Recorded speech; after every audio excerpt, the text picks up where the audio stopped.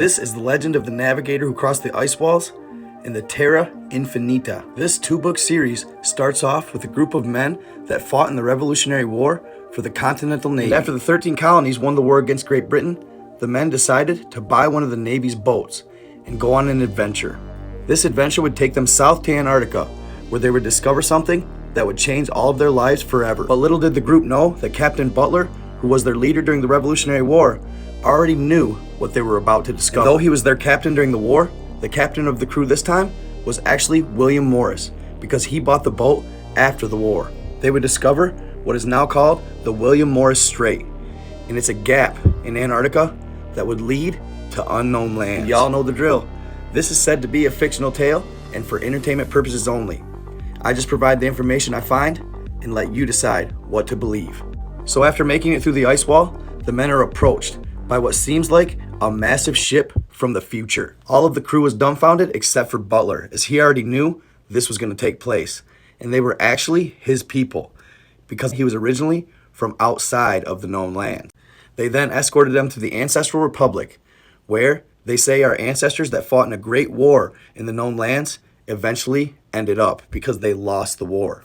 This is when William Morris finds out the actual reality of mankind in the known lands, according to this fictional novel. They used us to harvest vast amounts of gold from the known lands because they believed it could replenish their atmosphere. These beings come from what is referred to as the land of the Custodians, and they are known as colonizers. They oftentimes fight alongside the Annunaki, who are also colonizers. Each of them somewhat despise humans. They are two of the most highly technologically advanced beings in the entirety of the Terra Infinita. From birth, these beings were raised to conquer. It's all they know. They lack empathy, and they do not have any type of light, no love whatsoever. And as you all know the story, the Annunaki, though they didn't actually invent mankind, they used us as slaves because their planet Nibiru was in shambles. They used us to harvest vast amounts of gold from the known lands because they believed it could replenish their atmosphere. But the Custodians and the Annunaki haven't always seen eye to eye, and once they were in a great war. That was when the giant race, the Anakim, saw their chance. This is when, according to the novel, they would swoop in from the ancient lands of Anak, and they would teach us and guide us into trying to get salvation from our oppressors. This was also after the Great Pyramid era, where the Annunaki were building pyramids all over the known lands. They'd use these pyramids to control and manipulate the weather and also cause catastrophes. It's at this time that the people of the known lands would flourish. Technologically, they'd advance light years. But eventually, the Custodians and the Annunaki would end their war, and they combined forces. Though the giants almost won the war, they didn't, and they were pushed to the ancestral lands. Then, years later, William Morrison ends up finding them, and they begin preparing once again to liberate the new humanity in the known lands. And that's where the second part of this series comes up. The Terra Infinita, or what beings inhabit the lands surrounding the known lands. First, let's start with humans. Allegedly, the humans come from the celestial lands, or the lands of the great source soul energy. These unknown lands are where the Annunaki and the Custodians have failed to penetrate. They cannot figure out how to infiltrate these celestial lands, and this infuriates them. Next, we'll go with the notorious Annunaki. They're a colonizing race of beings, and by far the strongest in the Terra. They are the pyramid builders, and they're hyper-technologically advanced, even more so than the Custodians. Their utilization of portals have led them to be one step ahead of any other race. They live in a dry zone with little vegetation, and though it may seem they have beautiful beaches, they have snake creatures that inhabit the waters of Horus that reach 55 meters in length. And needless to say, these creatures, they don't take kindly to visitors. Next, we have the land of Venus, originally inhabited by the Venutians, but unlike the Mars inhabitants, they withstood colonization from the Custodians. It's theorized among some of the giant races that some of the early humans thought to make comrades with the Venutians, and they devised a plan before the Custodians could colonize them to withstand them. It's said they combined technologies to create a great storm on the land.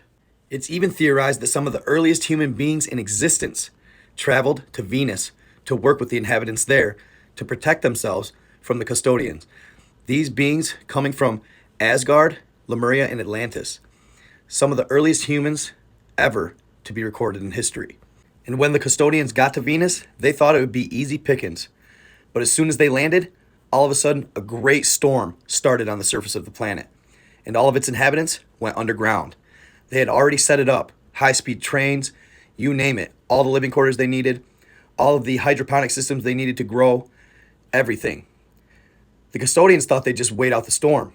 They thought it was a fluke or a natural storm. Well, they continued to try and infiltrate and lost hundreds of thousands of their army before they finally gave up in trying to get these beings from underground.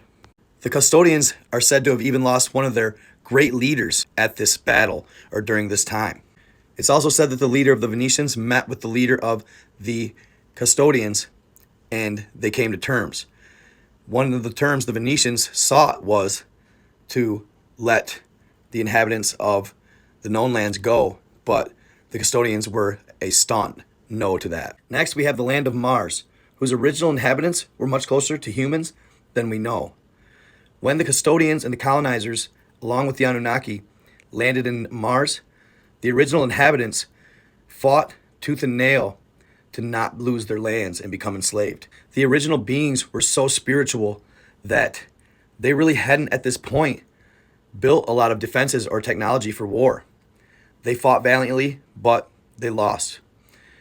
It's said that they had so much pride that they would not be enslaved, that they actually would take and unalive themselves before they were slaves to the Anunnaki. At the end of all of it, the Anunnaki realized not a single Martian was left. Now, Mars is an experimental land where multiple races coexist, even some humans. It's said that if humans cooperate with them and work against their own people, they'll take them to Mars.